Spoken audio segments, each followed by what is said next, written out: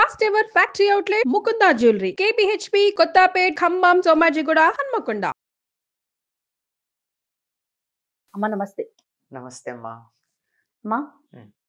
Weight loss ఉమ్. అవ్వాలంటే ఎలాంటి మార్పులు చేసుకోవాలమ్మా? వెయిట్ ఎందుకు పుటాన్ చేస్తారమ్మా? అంటే కొన్ని కొన్ని సందర్భాల్లో అయిపోతూ ఉంటారు అయిపోతూ కదా. ఉంటుంది. దానికి కొన్ని కారణాలు ఉన్నాయి. కొంతమందికి జన్మతః జెనెటికల్ గా ఉంటుంది సమస్య. కాకపోతే వాళ్ళు కూడా మరీ ఎక్కువ కాకుండా కాస్త అదుపులో ఉండేట్టు చేసుకోవచ్చు. తర్వాత థైరాయిడ్ ప్రాబ్లం ఉన్న వాళ్ళకి ఉంటుంది వెయిట్ పుట్టింగ్ గాను. అప్పుడు దానికి ట్రీట్మెంట్ తీసుకోవడం, దానికి తగినట్టుగా ఏర్పాట్లు చేసుకోవడం ఉంటాయి. ఇంకా లేకపోతే తరచుగా ఎక్కువగా మనకు కనపడుతున్నది ఎట్లాంటిది అంటే, ఏమీ ఆరోగ్య సమస్యలు ఏం లేకుండానే వెయిట్ బాగా పుటాన్ చేయడం కనపడుతుంది. తర్వాత బాలింతలు ఒకళ్ళు బరువు పెరుగుతారు. అది కూడా తగ్గాక పిల్లలకి పాలిస్తూ ఉంటే సహజంగా తగ్గుతారు. లేదంటే తర్వాత దానికి ఏర్పాట్లు చూసుకోవాలి. ఏంటంటే అసలు వెయిట్ పెరగడానికి కారణం మనం తీసుకున్నటువంటి ఆహారం శరీరంలో శక్తిగా పరిణమించకుండా కొవ్వుగా పేరుకుపోవడమే కారణం. అవును, అంతే కదా. అవునమ్మా. అతి మామూలు భాషలో చెప్పుకోవాలంటే అంతే కారణం. అటువంటిది దాన్ని అది కొవ్వుగా మారకుండా ఏర్పాటు చూసుకోవాలి. ఏం చేయాలి? కొవ్వుగా మారకుండా ఉండాలంటే ఖర్చు చేయాలి. ఖర్చు చెయ్యాలి అంటే ఎప్పుడు ఖర్చు చేస్తారు? పగటిపూట పని చేస్తే ఖర్చు చేస్తారు. అంతే కదా. శ్రమ కల్పించాలి. ఇప్పుడు సాధారణంగా ఈ వెయిట్ పుటాన్ చేసేటటువంటి వాళ్ళు 2-3 తరగతులకు చెంది ఉంటారు. ఒకటి రాత్రిపూట బాగా తినేవాళ్ళు, 2 కూర్చున్న చోటు నుంచి కదలకుండా పనిచేసేవాళ్ళు, ఇంకొకళ్ళు అసలు అవసరం ఉన్నా లేకపోయినా 24 గంటలు నోరనే మిల్లు ఆడుతూ ఉండేవాళ్ళు. 3 రకాలు. ఈ మూడింటిలోనూ మనకి కారణాలు చెప్పిన తర్వాత దాన్ని పోగొట్టుకునే పద్ధతులు కూడా కనపడుతూనే ఉన్నాయి కదా. ఒకటి కూర్చున్న చోటు నుంచి కదలని వాళ్ళు అన్నాం. అంటే సాధారణంగా వీళ్ళు సాఫ్ట్వేర్ వాళ్ళు కావచ్చు, ఇంట్లో పని పాట లేకుండా కూర్చునేటటువంటి వాళ్ళు కావచ్చు, మాకు బాగా ఉంది అతిశయంతో పని వాళ్ళని దగ్గర పెట్టుకుని టీవీ రిమోట్ కూడా వాళ్ళు తీయడానికి బద్దకించి పక్కనున్నటువంటి వాళ్ళతో ఛానల్ మార్చమని చెప్పేవాళ్ళు ఉన్నారు. అటువంటి వాళ్ళకి చాలా మరి తిన్న ఆహారం ఏమవ్వాలి? అరగాలి, ఖర్చు శక్తిగా మారితే ఖర్చు అవ్వాలి కదా. శక్తిగా మారకపోతే ఏమవుతుంది? లోపల కొవ్వుగా పేరుకుపోతుంది. అందుకే ఆ రిమోట్ వచ్చిన కొత్తల్లో ఒక చిన్న మాట చెప్పారు. వెయిట్ లాస్ కి ఒక టెక్నిక్ చెప్తున్నాము, రిమోట్ పక్కన పెట్టి ఛానల్ మార్చాలన్నప్పుడల్లా మీరు టీవీ దగ్గరికి వెళ్ళి మార్చుకోండి. ఒకప్పుడు అట్లాగే ఉండేది కదా.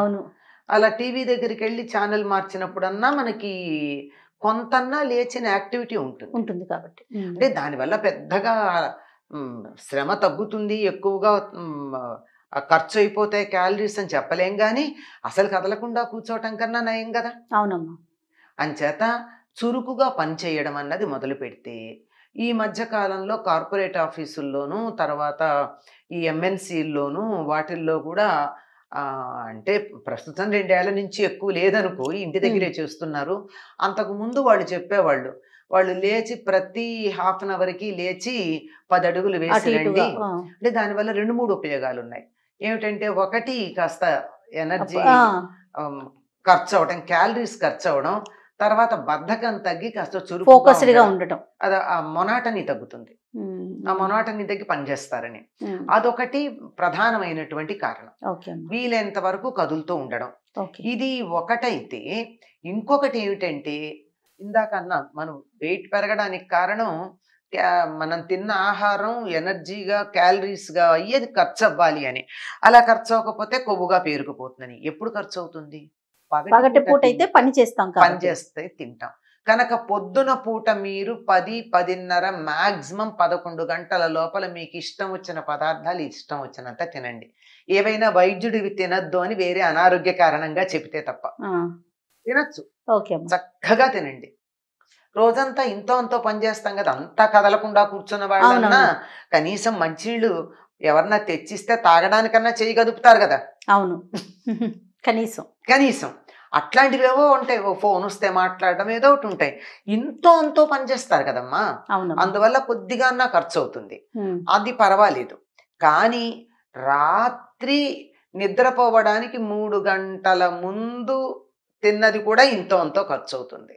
కనుక వెయిట్ పుట్ ఆన్ చేయకూడదు అనుకున్న వాళ్ళు రాత్రి నిద్రపోయే సమయానికి 3 గంటల ముందు తినడం మానేయాలమ్మా. అది కానీ ఒబేసిటీ తగ్గించుకోవాలి అనే లక్షణం అనే కోరిక గనక ఉన్నట్టయితే అదొక్కటి చేయాలి తప్పనిసరిగా. ఆకలి వేస్తుందండి, వేస్తుంది, ఎందుకేదో అలవాటు కదా. ఆ సమయానికి లోపల జీర్ణరసాలు ఉత్పత్తి అవ్వడం అన్నది మొదలవుతూ ఉంటాయి. ఆకలి అంటే అదే కదా. ఆ జీర్ణరసాలు ఉత్పత్తి అయినప్పుడు అలా కాసిన మంచినీళ్ళు తాగుతూ ఉండండి. ఓకే. లేదంటే దాంట్లో కొద్దిగా నిమ్మరసం వేసుకోండి. ఇది ఒకటి. అది పగలెంత తిన్నా పర్వాలేదు కానీ సూర్యాస్తమయం తర్వాత తినడం మానితే ఒబేసిటీ చాలా వరకు తగ్గుతుంది. ఇది ఆహార నియమంలో పాటించాల్సింది. మరొకటి ఏమిటి అంటే అధికంగా కొవ్వు పదార్థాలు ఉన్నవి కానీ, బేక్డ్ ఫుడ్స్ కానీ, జంక్ ఫుడ్స్ కానీ, ఏరేటెడ్ డ్రింక్స్ కానీ తాగడం మానేయాలి. ఓకే అమ్మా. ఏరేటెడ్ డ్రింక్స్ వల్ల కూడా డైజెషన్కి సంబంధించిన సమస్యలు వస్తాయి. ఈ ఏరేటెడ్ డ్రింక్స్ లో ఏమి ఎయిర్ ఉంటుంది? కార్బన్ డైఆక్సైడే కదా. అంటే అది కర్బనమే కదా, బొగ్గే కదా. అక్కడ లోపల చేరడం, గట్టిగా ఉండడం, అది పుష్ అవుట్ చేసేటటువంటి ఫెసిలిటీ ఉంటే సరి, లేకపోతే పేరుకుపోవడం, ఇట్లాంటివన్నీ జరుగుతాయి. కనుక అవి మానేయడం, వీలైనంత తీపి పదార్థాలు కొంచెం తగ్గించాలి. తీపి పదార్థాలు అన్నప్పుడు కూడా పంచదార మానేయాలి. బెల్లం పర్వాలేదు, కొంచెం తీపి కావాలంటే, అది కూడా ఎక్కువని కాదు, కొంచెం పర్వాలేదు. అందువల్ల ఏం చెప్తారంటే తీపి మానేయమంటే నేరుగా మానేయలేరు కనుక కాఫీ టీలు మానేయండి అంటారు.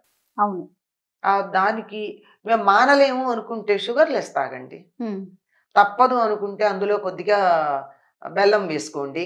అంతేగాని పూర్వం బెల్లం కాఫీ తాగేవాళ్ళు కొంతకాలం, పంచదార దొరకని రోజుల్లో. అది బెటర్. కానీ ఇది షుగర్ మానేయాలి, మైదా మానేయాలి, జంక్ ఫుడ్స్ మానేయాలి, ఏరేటెడ్ డ్రింక్స్ మానేయాలి. ఇవేమీ మానేయకుండా మాకు వెయిట్ లాస్ అంటే ఎట్లా కుదురుతుంది? అంటే ఇది నార్మల్ ఫుడ్ తినేవాళ్ళకి. అట్లా కాకుండా నాన్ వెజిటేరియన్ లాంటివి తినేవాళ్ళు ఆ విషయంలో ఎంత జాగ్రత్త పడాలో వాళ్ళకి తెలుసు. తెలియకుండా ఇవన్నీ తెలిసాక అది ఎందుకు తెలియదు? తప్పనిసరిగా అది కూడా ప్రత్యేకంగా కొన్ని ఏవో ఉన్నాయి, కొన్ని మాత్రమే పరిమితం ఒబేసిటీ తగ్గడానికి, మరి కొన్ని ఉండకూడదు అని. ఆ రకమైన ఆహార నియమాలు, సమయం పాటించటం అన్న చాలా ప్రధానం. పొద్దున తినదరుగుతుంది కానీ రాత్రి తినది పేరుకుంటుంది. ఇది ఒకటి. ఇంకొకటి, ఆఫీసుల్లో లేచి తిరగడం అని చెప్పేది కాక ఇంటి పనులు హాయిగా చేసుకోండి అందరూ. చాలా మంది వాకింగ్కి వెళ్ళండి అంటారు. వాకింగ్ ఓకే, ఏమి అందరికీ అక్కడ అంత అవసరం అవకాశం ఎక్కడుంటోంది? మంచి గాలి ఉండేటటువంటి చోటికి వెళ్ళే వీలే తక్కువ ఉంటుంది కదా. అక్కడ కూడా ఎయిర్ పొల్యూషన్ ఉంది, బయటికి రావద్దు అని, పైగా ముక్కుకేమో మాస్కులు అవి పెట్టుకుని వెళ్ళి చేస్తున్నాం. దాని బదులు ఎవరింట్లో పని వాళ్ళు చేసుకోండి హాయిగా. ఒళ్ళొంచి పని చేసుకుంటే, ఇంటి పని చేసుకుంటే దాన్ని మించినటువంటి ఎక్సర్సైజు, జిమ్ లేదమ్మా. అవునమ్మా. అంటే ఇది ఆడవాళ్ళకే కదండి. మగవాళ్ళ సంగతి ఏమిటంటారు? మగవాళ్ళు ఇంటి పని చేయకూడదని ఎవరు చెప్పారు? ఎవరైనా చేయొచ్చు. అంటే మళ్ళీ మొహమాట పడ్డా వాళ్ళు చేసే పనులు వాళ్ళకు ఉన్నాయి కదమ్మా. ఎన్ని ఉన్నాయి? ఇప్పుడు ఇక్కడి నుంచి మార్కెట్కి వెళ్ళి కూరలు తేవాలి. మార్కెట్కి వెళ్ళి కూరలు తేవాలి అంటే ఇమీడియట్ గా బండి తీయాల్సిన పని ఏముంది? నడుచుకుంటూ వెళ్ళొచ్చు కదా. చిత్రం ఏమిటంటే బోలెడు దూరం కార్లో వెళ్ళి అక్కడికి వెళ్ళి వాకింగ్ చేస్తూ ఉంటారు చాలా మంది. అవును. అక్కడికి వెళ్ళి వాకింగ్ చేసే బదులు ఇంటి నుంచి నడుచుకుంటూ పెడితే ఎంత బాగుంటుంది. అంటే ఇదంతా పొల్యూషన్ అక్కడ ఉండదట. పొల్యూషన్ ఎవరు? నువ్వు తీసిన బండి నుంచి వచ్చే పొల్యూషనే ఇదంతా. ఇలా వాకింగ్కి వెళ్ళే వాళ్ళందరూ పొద్దున పూట మేము నడిచే పెడతాం, బండి వాడడం అంటే అసలు ఇళ్ల నుంచి ఆ పార్కుల దాకా వెళ్లే దారంతా పొల్యూషన్ లేకుండానే ఉంటుంది. అంటే చిన్న విషయాలను మనం చాలా అశ్రద్ధ చేస్తామమ్మా. చిన్న విషయాలే చాలా పెద్దవిగా ఉంటాయి. పట్టించుకోగలిగితే ఆ చిన్న విషయాల వల్ల వచ్చేటటువంటి ఫలితాలు ఏవైతే ఉన్నాయో అవి ఏ స్థాయిలో ఉన్నాయో చూస్తే ఆశ్చర్యం వేస్తుంది. ఇది ఇలాంటివి కొన్ని పాటించటం ద్వారా, అదీ కాకుండా కూర్చుని చేసేటటువంటి సూక్ష్మ వ్యాయామాలు కొన్ని ఉన్నాయి. అసలు వ్యాయామం చేస్తే మంచిది. వ్యాయామం చేయలేని పరిస్థితుల్లో ఇంటడు ఈ రోజుల్లో చిన్న చిన్న ఇళ్ళే కదమ్మా, ఎంత పెద్దవి ఉంటున్నాయి. పెరడామన్నా తుడవడానికి పెద్దది ఉంటుందా? పెద్దవి లేవు గనక ఇల్లే. పోనీ తిరుగుతామన్నా గుడుగుడు గుంజం గుండే రాగం, ఇంతే ఇళ్ళు. 2 బెడ్రూమ్లు, ఒక హాలు, అంతవరకే తప్ప పెద్దదేం ఉండట్లేదు. అటువంటి పరిస్థితుల్లో వ్యాయామమే చేయడం మంచిది. ఇంటి పనులు చేసుకోండి, వ్యాయామం చెయ్యండి. వీలైనంత వరకు కూర్చుని టీవీ చూసే సమయాల్లో దగ్గరికి వెళ్ళి ఆన్ చేయడం, దగ్గరికి వెళ్ళి మారుస్తూ ఉండడం చేయండి. కదలకుండా కూర్చోవద్దు. పైగా చెప్పేది ఏమిటంటే, ఇది నార్మల్గా ఉన్న వాళ్ళకి. బాగా ఒబేసిటీ ఉండి తగ్గాలనుకున్న వాళ్ళు చేసే ఎక్సర్సైజ్ ఏ స్థాయిలో చేయాలంటే చెమట పట్టేంత చేయాలి. అవును. మామూలుగా ఇంట్లో తిరిగితే మనకు బాగానే ఉంటుంది, ఆ శరీరంలో అన్ని కీళ్ళు పనిచేస్తాయి, అన్నవయవాలు పనిచేస్తాయి. కానీ కండ కరగాలి కదా. కండ కరగాలంటే బాగా చెమట పట్టేటట్టు చేయాలి. ఇవి చేస్తే కొంతవరకు తగ్గుతుందమ్మా. మొదటిది ఆహారం, రెండోది సమయం, మూడోది వ్యాయామం. అన్నింటికన్నా గొప్ప వ్యాయామం నడక అని చెప్తారు. మెట్లు ఎక్కాల్సిన చోట లిఫ్ట్ వాడకుండా మెట్లు ఎక్కండి, మెట్లు దిగండి. ఎక్కిన తర్వాత దిగాలి, అదొకటి గుర్తుపెట్టుకోండి. ఎక్కడం ఒకటే చేస్తే పనికిరాదు, దిగడం ఒకటే చేస్తే పనికిరాదు. మోకాళ్ళ దగ్గర సమస్య వస్తుంది. అందుకే ఎక్కి దిగితే బ్యాలెన్స్ అవుతుందా.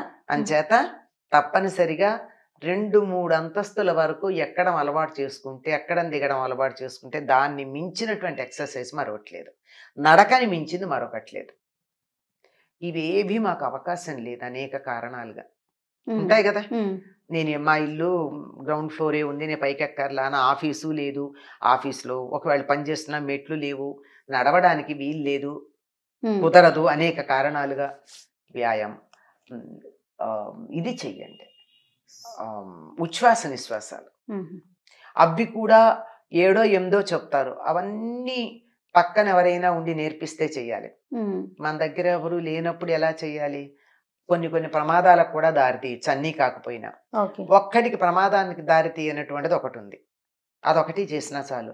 ఏమీ లేదు, ఇలా నడుము నిటారుగా పెట్టి కూర్చుని వీలైనంత నెమ్మదిగా గాలి పీల్చి వీలైనంత నెమ్మదిగా గాలి వదలండి వీలున్నప్పుడల్లా.